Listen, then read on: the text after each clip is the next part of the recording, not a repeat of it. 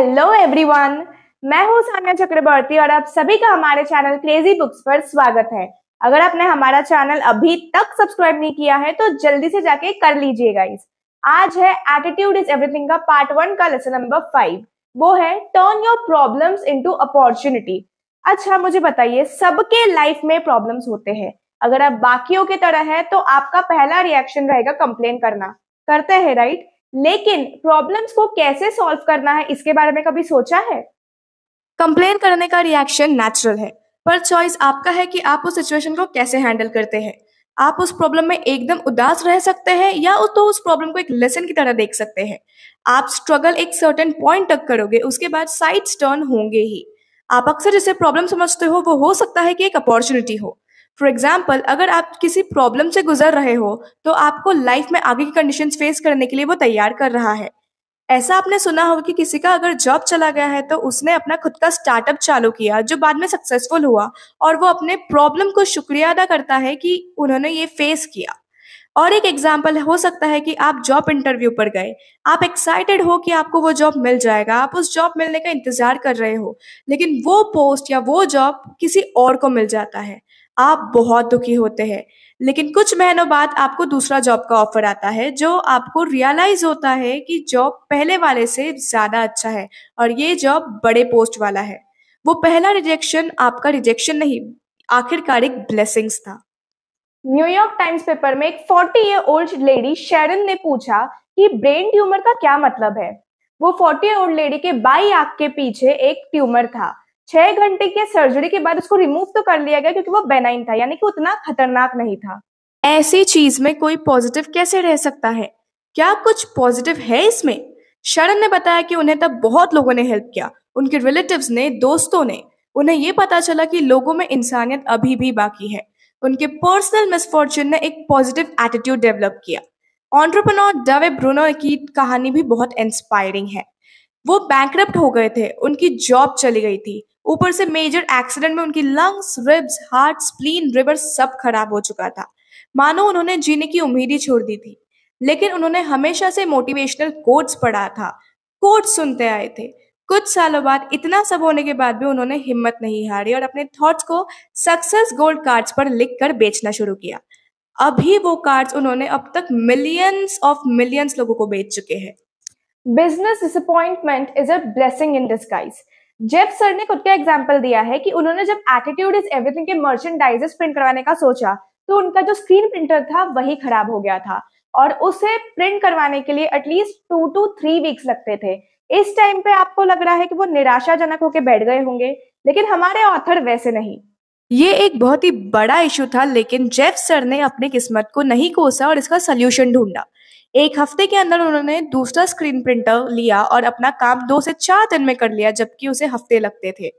आज भी वह प्रिंटर उनके पास है और उसी से वह काम करते हैं। ये भी एक एग्जाम्पल है कि अगर एक रास्ता बंद हो जाए तो एक और रास्ता जरूर खुल जाता है। हमारे ऑथर जेफ सर एक खुद एग्जाम्पल है कि कैसे हमारे लाइफ में बुरी चीजें होना भी जरूरी होता है। अगर वह एटर्नी लाइफ से अनसेटिस्फाइड नहीं होते तो वह आज एक मोटिवेशनल स्पीकर और राइटर नहीं बन पाते। हर बुरी चीज के पीछे एक कारण होता है। ऑथर जेफ इसका अच्छा एग्जाम्पल है। ऐसा भी हो सकता है कि आपकी जॉब चली गई हो, लेकिन आपको उससे बेटर जॉब का ऑफर मिलता है। अगर आप हर चीज के पीछे अच्छाई ढूंढोगे तो आपको अच्छाई जरूर दिखेगी। एडवर्सिटी हमें हमारे लाइफ में कुछ चेंजेस और एक्शन लेने के लिए प्रोत्साहित करता है। ऐसे कई लोग होंगे जो दिन ब दिन अपनी बोरिंग सी लाइफ बिता रहे हैं। एडवर्सिटी हमें पर्सपेक्टिव देता है। अगर आप कोई बड़ी बीमारी से गुजर चुके हो तो आपको छोटी मोटी चीजों से डर लगना बंद हो जाता है। आपको डेली लाइफ के स्ट्रगल से उतने हार्ड नहीं लगते। ये एक पॉजिटिव एटीट्यूड पैदा करता है। एडवर्सिटी हमें ग्रेटफुल बनाता है। हम तब तक चीजों की कदर नहीं करते जब तक हमारे पास वो चीजें हो और जब तक वो चीजें हमसे चली ना जाए। ये एक ह्यूमन नेचर है।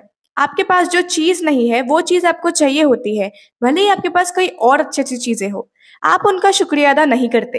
एक वाइज पर्सन हमेशा हर चीज के लिए ग्रेटफुल रहता है, उनके लाइफ में जो भी है, जो भी चीज नहीं है, उन सब के लिए। याद रखिए, हमारी चीजें हमारी डोमिनेंट थॉट्स की तरफ बढ़ती है, तो इसलिए हमेशा पॉजिटिव रहे। एडवर्सिटी हमारे हिडन पोटेंशियल को बाहर निकालता है। आपके अंदर कितना कुछ है आपको तब तक नहीं पता चलता जब तक आप कोई ऐसी सिचुएशन से ना गुजरो। प्रॉब्लम्स और चैलेंजेस हमारे अंदर के कुछ ऐसी चीजें बाहर लाता है जो हमें पता ही नहीं था कि हमारे अंदर है। इसे हम लाइफ में आने वाले हर प्रॉब्लम्स को हैंडल करना सीख लेते हैं।